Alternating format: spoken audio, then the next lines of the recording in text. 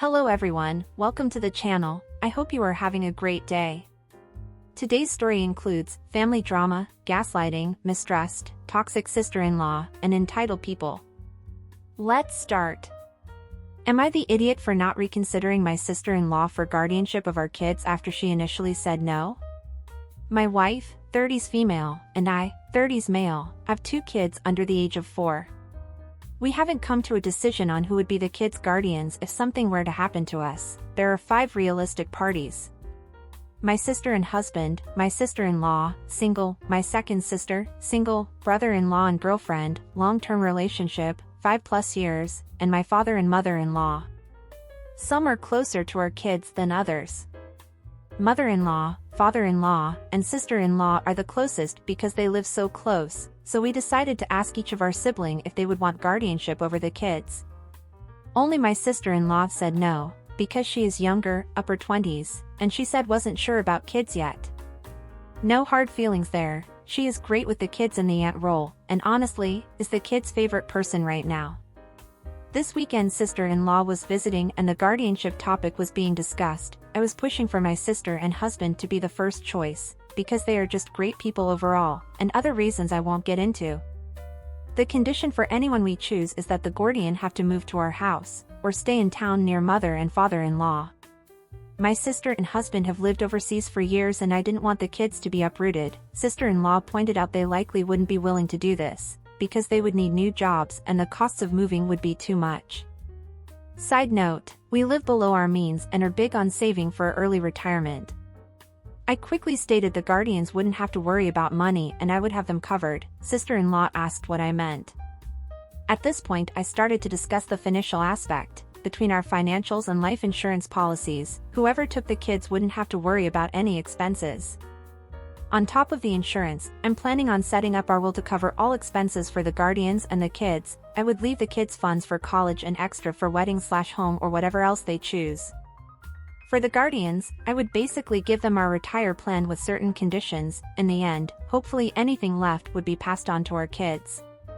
At this point, sister-in-law said she wanted to be considered for guardianship again. In her words, if I could be a stay-at-home mom I would take the kids 100%. On the spot I said, you already made your decision and it was no. My wife backed up sister-in-law, but I stood firm that she had already said no. To me she clearly changed her mind because of the money. Her original decision was no, because she wasn't sure about kids yet, not that she couldn't afford kids. Things went back and forth and it ended a little sour. Outside of this, I've never had an issue with sister-in-law and we actually get along really well. I'm debating if I should reconsider or stick by my gut. So am I the idiot that I'm not reconsidering my sister-in-law to be a potential guardian for my kids? Edit, changed sister-in-law saying she wanted to be child-free to being undecided at the time. Showed my wife the post. She is saying that sister-in-law never said she wanted to be child-free, but was undecided on children because of the costs. We have talked to her about how expensive the kids have been and that is the reason we aren't having any more. All siblings agreed they would move to our town when we first asked around. Not sure if this matters, but if I had a choice before talking to everyone it would be 1. Sister plus husband, 2. SIL, single, 3. Brother-in-law plus girlfriend, 4. Sister, single, and 5. Mother and father-in-law. OP has offered the following explanation for why they think they might be the a-hole. I might be the a-hole because I won't reconsider my sister-in-law to be guardian of my kids after she initially said no. After I revealed she could be a stay-at-home mom and likely retire after the kids left for college. I didn't let her change her mind. OP also gives more information in the comments. It depends on how she came across. If it came across as, oh, I thought I wouldn't be able to because of finances, then it's a bit rich to hold the previous statement against her. But if it came across as her having $signs in her eyes, it would make me less likely to choose her, because I'd then worry that she might take advantage of my children financially. My hang-up is her saying, if I could be a stay-at-home mom. It's too late to ask if she still has to work. Would her stance change at all? She has said she hates working and would stop if she could. I keep asking myself, would sister-in-law do it if she still had to work? But you are okay with your sister being a stay-at-home mom? We are okay with either her working or not. right now we both work and kids go to daycare. It's not just the stay-at-home mom part, but also she would do it because she could just retire after the kids finish school and the trust is distributed. Info: does your sister-in-law seem like the greedy gold digger type? Or do you think that maybe the fact that she wouldn't have to worry about being the sole financial provider for the children changed her mind? She has talked about hoping to get married and not having to work in a dream scenario. It's not a bad thing in my mind. Otherwise, she is really a good person. You're correct. If she wants to be child-free, she's not a good choice. The condition for anyone we choose is the guardian have to move to our house or stay in town near our mother and father-in-law. But this is a ridiculous request, and isn't workable or fair to ask. I get the whole moving thing, but we asked all our siblings if they would move and most agreed they would move. We all come from good families and everyone has a good head on their shoulders. If some were against moving, we would have reconsidered the stipulation. Make sure the reason she said no is clear. From your post it sounds like maybe she was concerned about money, having to work and take care of the kids. If that's the case, then she should be considered. I'd prefer my sister and husband. Likely my sister would be a stay-at-home mom and her husband work. If my wife agrees, we could just avoid this situation. I prefer a stable two-parent household as well. Sister-in-law hasn't had a stable relationship yet. Why is stay-at-home mom a scary phrase when it comes to wife's sister, but would be the preferred situation if it is your own sister and brother-in-law? If you want people who are currently married, just say so. If you want someone older, just say so. But it does seem odd that you would prefer the couple that isn't as close, and don't even live in the country to your wife's sister, who is already right there and willing. I like my sister and husband being in a stable marriage. Sister-in-law has a rough relationship history. She has said she wasn't to work in general already, while my sister is already moving towards being a stay-at-home mom with her husband. It's hard for me to decide knowing that sister-in-law would only agree knowing the financials aspects. Everyone else was on board not knowing of the financial part. The rest of the siblings agreed they would move back if chosen, and the rest want to be the primary guardians. Also, I would likely set up a trust to pay out a yearly allowance until the kids finish their undergrad. At that point I think I'd have the will split equally 3 ways. I'd have to discuss that with the lawyer who is setting up the will. Well, I don't think you're the idiot OP. The way things happened, it really seems like your sister-in-law only became interested in being a guardian after you revealed the amount of money you would leave for the children and their guardian or guardians. In the edit, she said, or rather your wife said, that she hasn't child-free and that she only initially didn't accept the guardianship because of the cost of raising a child or children.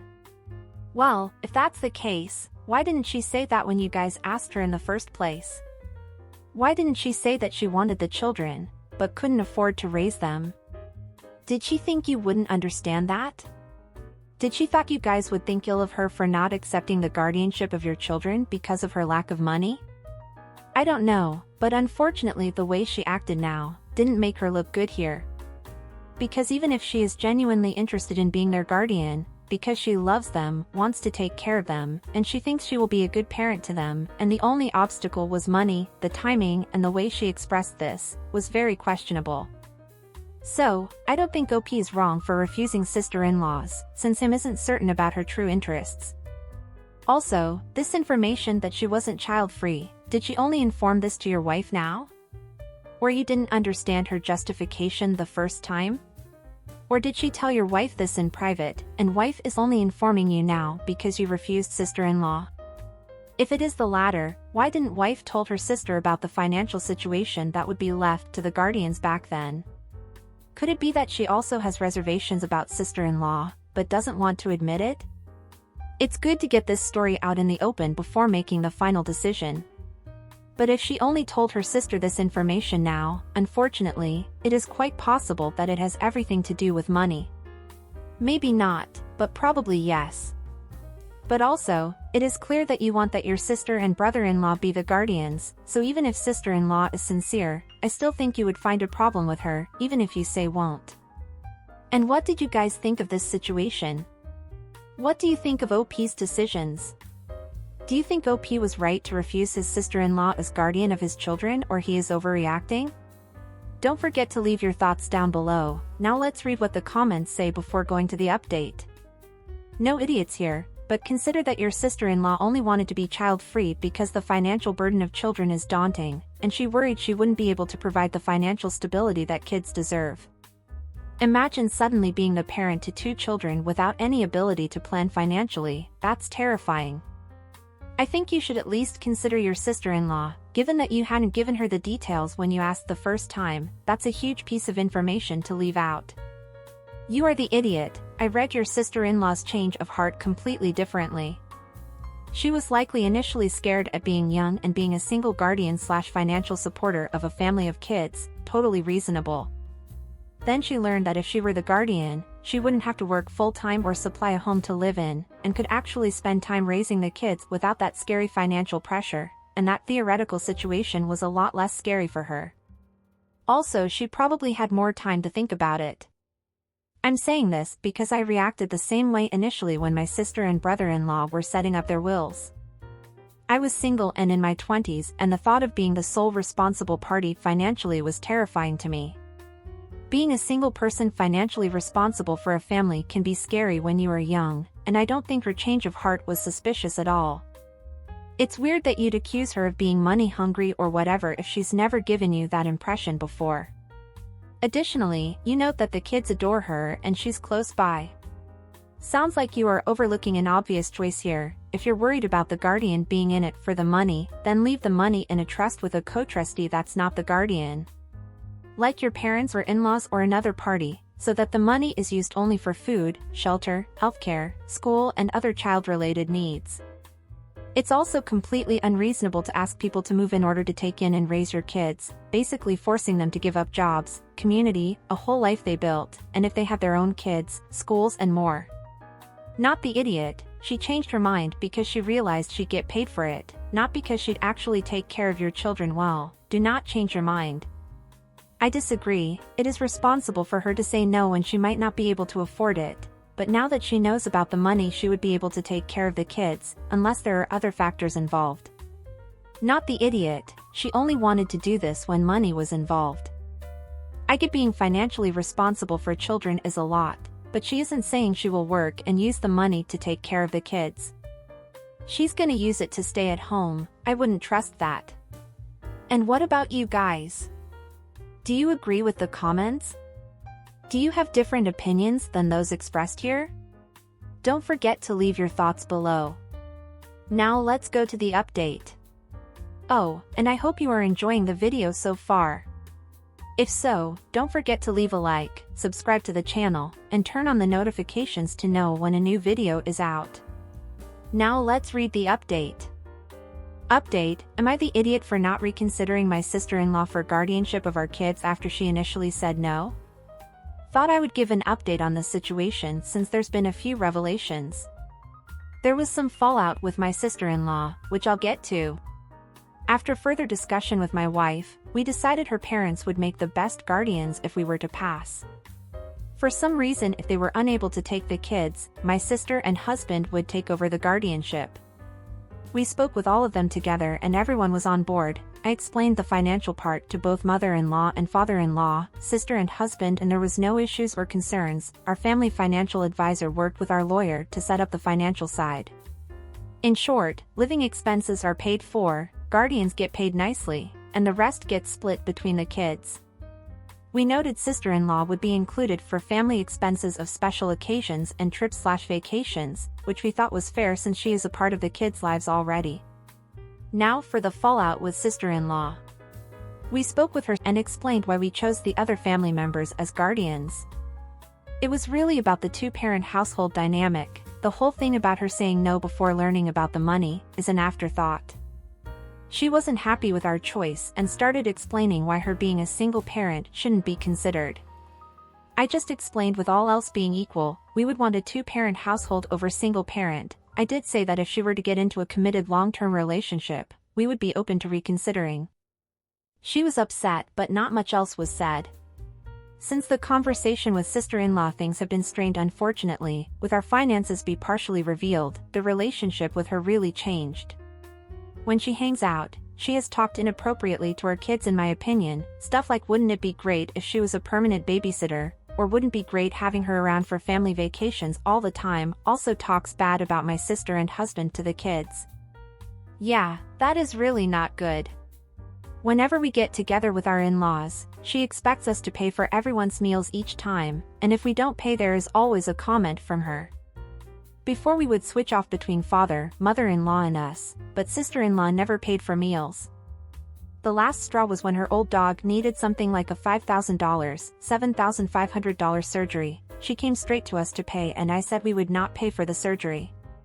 She told us we were heartless to not pay for it. I explained to my wife that was a hard no, but she guilt-tripped my wife. I still refused. Overall, I hate the way my sister-in-law is acting now. We won't be seeing her for a few weeks, so that's nice. Next time she does come by I'll be speaking with her about how she treats us and the kids now. Basically she either can stop acting this way around the kids, and stop guilt-tripping my wife into paying for everything, or we start cutting her out of our family lives. So that's about where it stands now. Not great. If I had to do it over again, I would have just chosen the guardians without speaking with everyone, and let them find out about the financial part after our deaths. OP also tell us. My father, mother-in-law would likely decline any payment excluding living expenses, so we assume everything would then be passed fully to the kids.